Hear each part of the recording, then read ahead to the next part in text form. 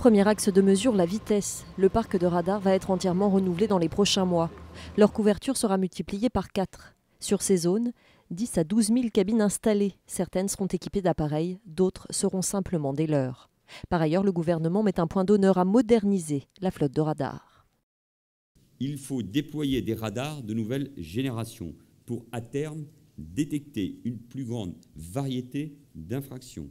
Franchissement de lignes continues, interdiction de tournées non respectées, dépassement interdit, voire sur certaines portions, respect des distances de sécurité.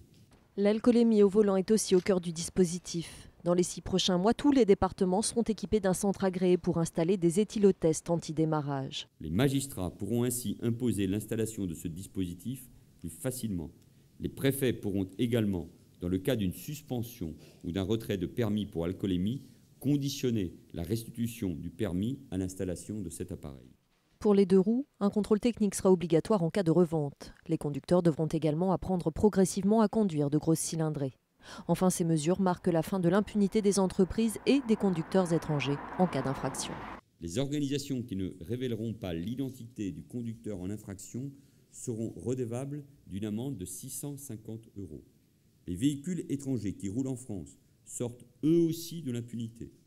Un permis à points virtuel sera créé et si les conducteurs perdent tous leurs points, ils se verront interdits de conduire sur le territoire.